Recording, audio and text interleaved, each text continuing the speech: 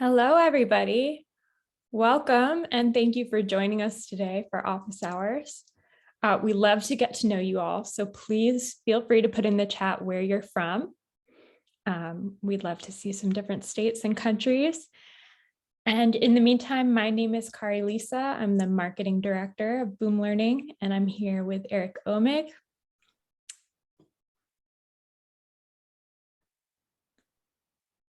And I'm very excited to be hosting him for this chat today. Eric is the CTO and co-founder of Boom Learning, so we're looking forward to talking to them. Hi, Tanya from North Carolina. And Kim from Massachusetts, thanks for joining us. Shane from Ohio.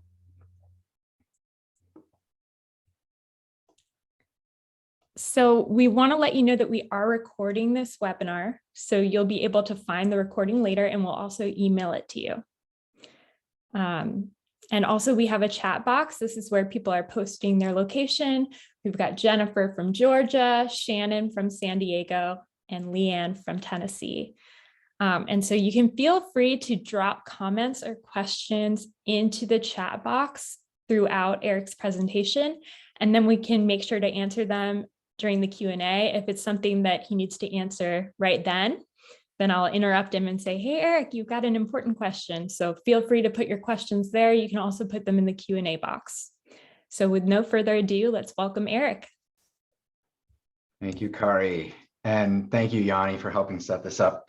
This is pretty exciting for me, especially to see folks. So I guess good evening to some of you over on the East Coast. We don't do this, in my opinion, enough. I don't get to interact with customers so much. So we'll talk about on number 5, an advisory board, and a way to do some of these get-togethers a little more frequently in the future. When I hear from Yanni and Kari and Mary and others, what our sellers, what our teachers are facing. And so these were some that have been kind of perennial asks, and we finally said, let's dig in and get to the bottom and see if we can come up with an answer to this. So these are some pretty big topics. I'm sure there's probably a few folks in here who have some really big opinions about them, which is great. That's what we want to hear about. So the first item that I want to just tee up is we do points today on the Boom platform, and many of you know why. It allows us to do microtransactions for things like clip art for 20 or 50 cents. It also allows us to sell decks for $1 and $2, and it also kind of removes transactional friction for the people who want to get savings and they buy a bunch of points. Then once that's already loaded in their wallet and they go to the store, they don't have to go through a whole checkout process. All they really need to do is say, add this to my library and confirm it, and away they go. So that's why we invented the points, was to help with the microtransactions. But we also were looking in there and we're saying, this helps us with the Visa tax, where Visa wants to take a big chunk of that 20 or 30 or 40 cent fee for even a $1 transaction. So this question has kept coming up, can we do cash? And for the most part I've said no, no, no, and now I'm saying, like, yeah, maybe, let's see how to make that work.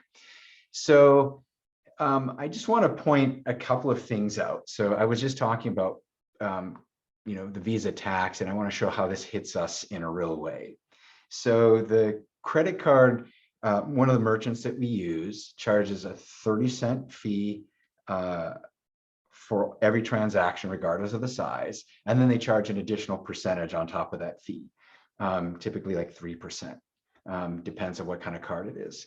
So if we did a $2 sale, that 30-cent fee alone right there is 15% of the transaction. And so my first example of a $2 transaction, we actually lose money if we just do that as a cash transaction. Similarly, for a $3 deck purchase, if you net out the Visa fees, we stand to take 6 cents to the business, which is 2% of that sale transaction. So that's not really viable. And so that's always been at the top of my mind when I say no, no, and no, we can't do it. But I think people have been pounding the table enough that we said, well, maybe. And so one of the things that we've come up with on this is we said, well, why don't we could have 2 different prices. If the person wants to buy in cash, we would do a slight markup on the price to cover the Visa fee. And slight markup might mean 10%. So if it was a $3 product, it would be $3.30. And then you can see where this is going, that 30 cents pays the Visa fee. So that's one thing. And then on the markup, we'd say, hey, as far as earnings and payout, it still works the same as it ever did. Your 300-point deck still nets 85% of 300 points. But because the purchase was done, transacted in cash, we charged the customer, say, $3.30, and then converted that to 300 points and then paid the seller. So that's one option that we're thinking. So let's see, did I have a picture of another option we could do is simply instead of doing like 2 prices with points versus US dollars, is we could go maybe get rid of points altogether, or try to phase them out.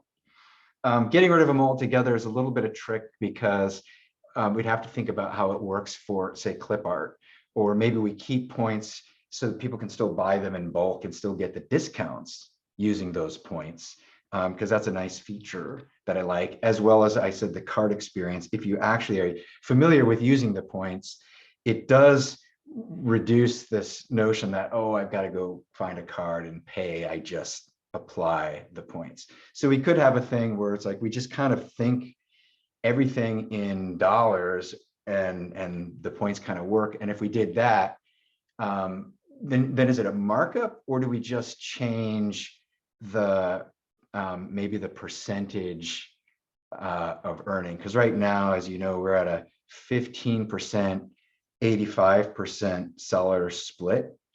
And so I think there's going to be a poll, and maybe now's as good a time as any to post this.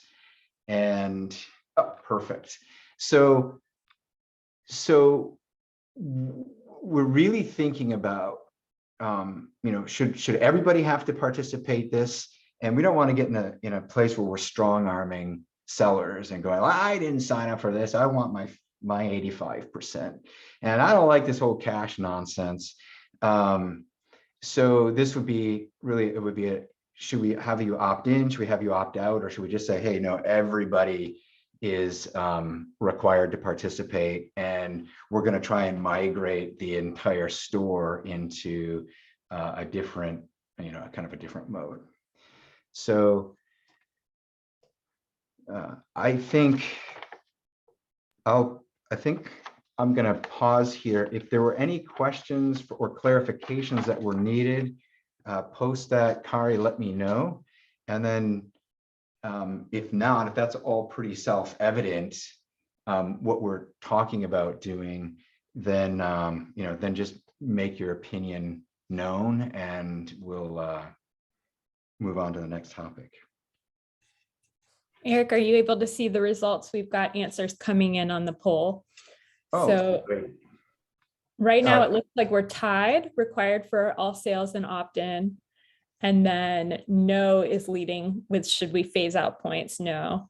And then what's the best way to address the Visa tax, mark up the price?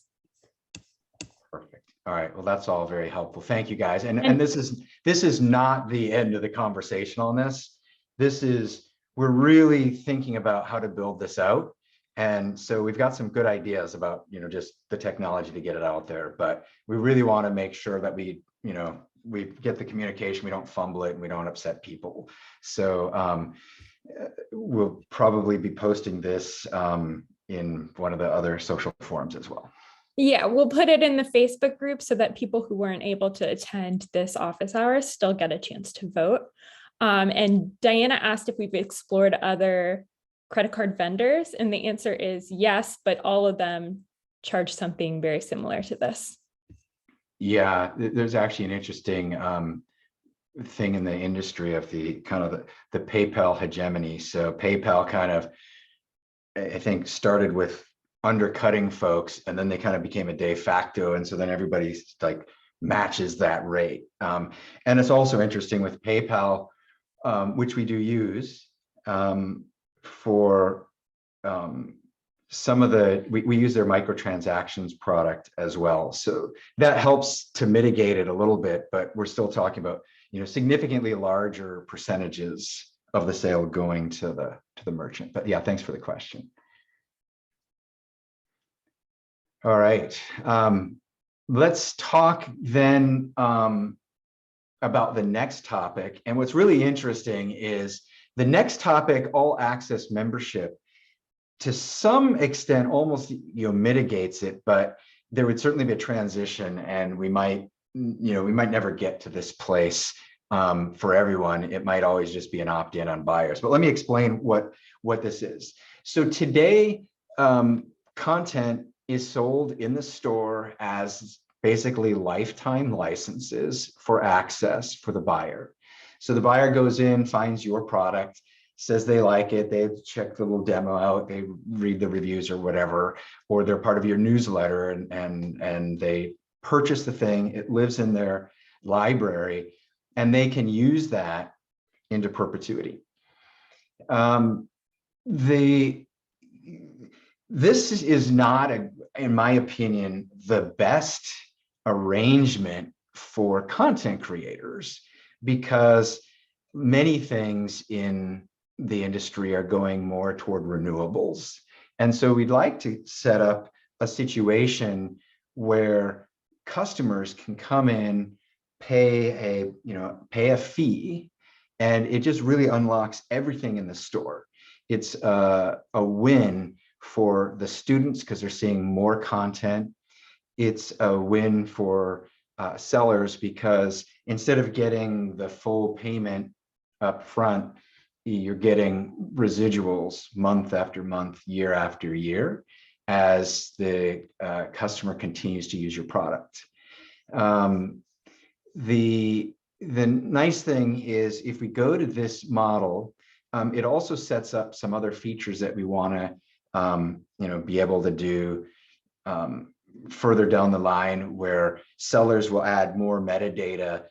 You guys would say, well, this deck and these decks and then this deck, they all kind of build on each other and they should kind of be sequential. So then as soon as you kind of get into the teacher's library in one place, we can say, like, this is the next piece that logically fits, and they don't have to go through a purchase transaction to do it. They can just play that next content, or all these different decks collectively create kind of a different experience for those lessons. And so the students get to really engage with more content. Now I want to talk about how that works in terms of earnings. So the way we see this, to prevent gaming or cheating, or it's just a very simple, straightforward idea that I think I've got a slide for this. Let's go over. So if a teacher, let's try this. So if a teacher, I said, Betty, for an instance, let's suppose that Betty is a teacher and she's buying this monthly all access service, and she loves using, I guess I used the name incorrectly. So she's buying from Betty. Betty's the seller. The specific teacher loves using Betty's content. That's all she's really using. Then whatever her monthly fee is for all access, that 100% of that fee would just go to Betty, to the Betty, the seller, who created all that content. Versus if another teacher comes in and she likes Betty and she uses some of it, but she uses, stuff from all sorts of authors. But man, the kids really engage with Betty's stuff and the teacher really likes Betty's stuff. So then if 60% of the student engagement came from interacting with Betty's content, then Betty, the seller, would get 60% of the pool contributions that came from that specific teacher. So we think that's just a really nice, clear, equitable way to kind of do that work. And so the question that comes up here is, how do you guys feel about that? How do you think we should, do I have a part 2 on this? No. Maybe it was over here. Should we, here's another one. I don't know if we have a poll on this. This is, should the sellers opt in? And I think my opinion would be, yeah. I think this one's a big enough one. And then presumably they would opt in with their entire inventory. And so this just becomes an option. And then for purchasers, they would, who have the all access, they would simply see in the store that this can just be added to the library for no additional cost. For people who haven't opted in, they would equally see other decks that are available, but they would see that there's an additional cost because they're purchasing a lifetime access to that content. So Eric, your questions have popped up in the poll. Great. And we're giving everybody a chance to answer them. Okay. So do you want to read them out to me, or do you want? Sure, I can read them. What kind of all access membership should we offer? Unlimited access to included content, limited access by subject, limited access by grade level, or limited access by seller?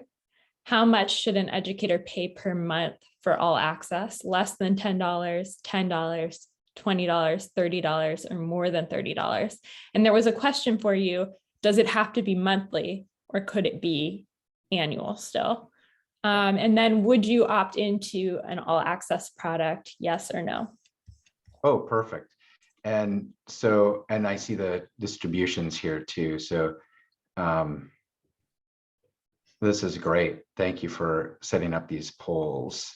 Would you opt in? We see a majority of folks saying they would opt in. Oh, no, it just updated. And now it's kind of 50-50 of sellers who are saying I would opt into that, to an all access. So just to answer some of the questions. So first, the monthly versus the annual. Yeah, for sure. We could do it that way.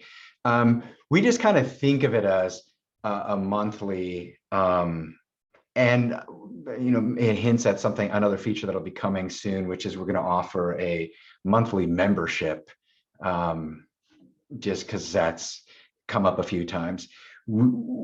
Part of, I don't know if anyone noticed this, you'd have to look with pretty careful eyes, but on our web page on the pricing tableau, we now show the monthly price, and then we say we bill annually, because we had so many questions saying, wow, this is only $40 a month. And we're like, no, that's $40 a year.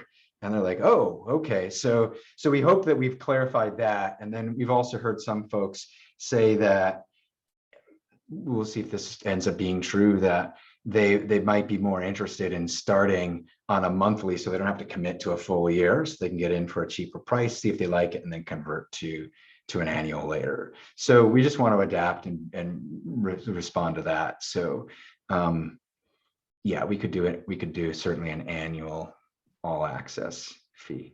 So it looks like we have some answers in, and again, we'll be reposting this poll on the Facebook group so that others have a chance to participate. But right now, the winners are unlimited access to included content, $10 all access fee per month.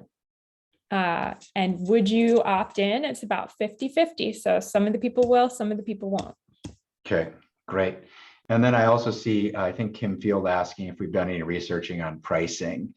And yeah, we have, and that's always, that's research. We also have a different optic, which is we can see how much teachers are spending on content. And of course, that's all over the map. But if we were just talking about averages, I'm not sure if I'm supposed to betray how much teachers are spending on your content. And in doubt, don't you'll get yelled at by Mary. maybe Kari and Mary can post that information later in a follow-up. But so to suffice it to say, we can actually see what people are doing on the platform as probably our best guess, right? So what I think, whatever we're doing, like if we give them more value, we should charge more. And because it's opt-in, they can go, nope, I'm a longtime user. I've already bought all this stuff. I've spent hundreds of dollars on this. This is all the decks I need. Thank you very much. I'm not interested in, and then maybe the newer users would come into it. And we've got a few very specific comments in the chat, so I'm going to record those so you can look at them later. And it's people talking about specific use cases. Perfect. All right. And then I'll just remind folks, any specific sales that are occurring, either historically or off-site, would continue to be honored as it goes into your library into perpetuity. So there's a temporary, this is you as long as you're a paid up member and you're in good effect, everything that you want to be able to access can be accessed if it's in that all access opt-in plan. And then previously acquired or premium items continue to be available whether you're paying on an all access plan or not. Nothing gets taken away from folks. Okay, I'm gonna have to speed up a little bit here. We're almost out of time. So let's see what we're up to. I'm having trouble with the so just quickly on here, thanks to I think Kari's team, we're definitely doing some work to try and create a more inviting storefront to people who aren't familiar with the Boom platform. Part of that is doing potentially US dollar denominated transactions, better explainers, links to it. Right, right now the way it ends up, you land up on a store page. We don't have nearly enough custom branding for the seller to differentiate their store. We don't have a lot of kind of explaining what the Boom platform is and how it works there. So this is mostly just a reminder. So boomlove@boomlearning.com, please send your thoughts here as time goes by, if something comes up. And I'll just interject to say one of the things that we're looking at is how to make the marketplace, the Boom store, more friendly to people who have never been there before. So if you have a marketplace that you love, you can send it to that email address, boomlove@boomlearning.com. And Eric won't see it, but our team will talk about like the features that we like from different marketplaces and improving ours. Yeah, great. Thank you, Kari. And then somewhat related to that, we have not done any kind of cooperative paid marketing in the past, but this is another wonderful brainchild that Kari Lisa is bringing to us. And so if you're interested in participating, this would be strictly an incremental revenue opportunity where we would pay for the placements and feature your products in those placements.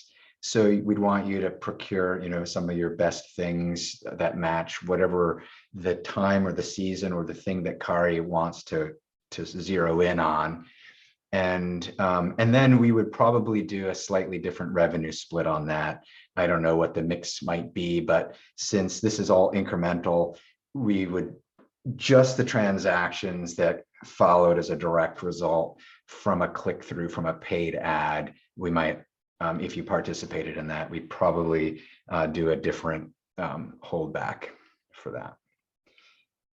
Oh, good. I'm hearing some people saying that they approve of the idea. So those folks jump into the email there to sign up. The final thing I want to cover is, like I said at the top of this call, I'm really excited to get feedback from you guys. And there's so many things that we have that we're working on. And what we've been doing a lot of is like building in our, the little elves hovered over our shoes, and then we put them out there, and then usually it's to great fanfare, and every once in a while we have something that falls a little bit flat. So what we'd like to do is what we're doing right here. Give you a preview of this is the direction we're going. We'll make sure we get it right, and then iterate, and then even get you guys into some demos. So some of the things you might have heard about, we really spent quite a bit of time building out school admin features, which is great because our school business is increasing, and this makes me happy for so many reasons. Most of all, or I think the highest wonderful validation of that of all, is private paying teachers are now suddenly covered by their school plan. And nothing makes me happier than to see that the teacher is not having to pay out of their own pocket for learning supplements for those kids, that the district is doing it. We've also added some really nice accessibility features, and we've been drizzling out all sorts of reports that have come, report improvements that have come. Yanni's been kind of spearheading this, taking her experience in the classroom and what she wanted to see in the reports and combining that with what she's hearing from other teachers. And so they've been kind of dribbling out, and we got a few more that are almost ready to come out. And then just like I said, just so many other things that are coming down the line. So we want to make sure that we give you guys a heads up. In fact, I want to leave with one little fun crumb, which is another long time request. Sorry it's taken us so long, but people have wanted to be able to tap to hide. So you put an image up in front and the student taps it, and then it reveals something underneath. So that's coming soon. We'll be adding some ADA alt text as well, and even some chained images. So when you tap an image, it can dissolve into a different image. So we just think that, well, we don't have to sell that. You guys have been begging for that feature for quite some time. Yeah, and someone says screen sharing. So yeah, that is going to be a game changer. I can't wait to demo that. We're way past proof of concepts. We've got some really excellent demos. In fact, I think we're going to start sending out invites to an alpha of that soon. So I'm not sure how we're going to manage that, because we've never done this kind of thing before. Yeah, this is a great feature. It's an absolutely game-changing feature. Okay, I think I'm done. I covered the full agenda. I see we've just hit the 30 minutes, so I'm in awe. So that's great. That's awesome. And we're about to close, but really quickly before we do, we had one question that was kind of interesting come in from Laura. And it seems like what she's asking is, what if your materials are too good and people don't need them anymore? She says she's concerned about resources for parents for intervention. My experience is once they work with the program for a few months, the reader is cured and their need for services ends. I could not be competitive with classes full of students that use the resources over and over. And that's, I assume that she's talking about the all access, because she wouldn't have that level of engagement because her product is designed for more one-on-one use. So I think that might just be something to consider as we're thinking about the pricing structure.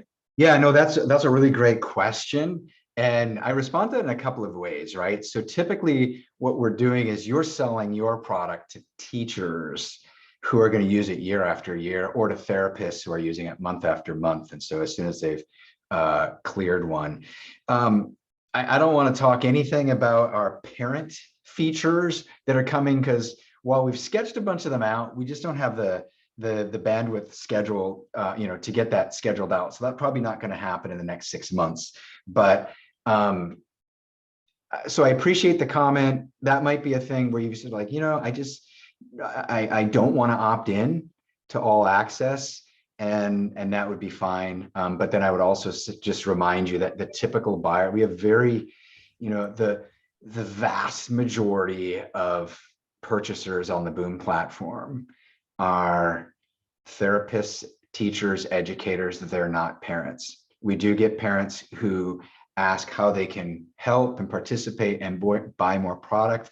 And typically what we tell them is donate it to your teacher so that she can give it, and the whole class can benefit, and log in as your student so you can see what your student's doing. Alternatively, take a free account, buy whatever you need, assign it to your kiddo, and you'll get your reports. But just understand, unless you set up a colleague relationship with your teacher, the student's going to have 2 different accounts. Okay. Thank you. Kari, is there anything before we go that we need to jump on, or is this a good place to wrap it up? You're muted, Miss Kari Lisa. This is a good place to stop, but for Shane is asking a question about reviews, I'll pass that along to Eric and we'll make sure to answer additional questions in the Facebook group. So Shane, you're not alone. There are going to be a lot more questions. Wait, I got to ask. I want to answer that one. Okay. So, yeah, so there's so many things we want to do with points that we haven't done, and that's a big one. Like, we just want to give points as tic tacs for referrals, for reviews, for these kind of things. So yeah, that's definitely things we're considering. So thanks for the question, and we'll take that as feedback. Like, yeah, please do that. We're also going to be changing the review system. There's some really great research that a 5-star system is not the best one. So we'll I think we're going to be switching that out as well. All right. Okay, sounds good. Well, thanks everybody for attending. We really appreciate it. And we'll be sending you this video via email.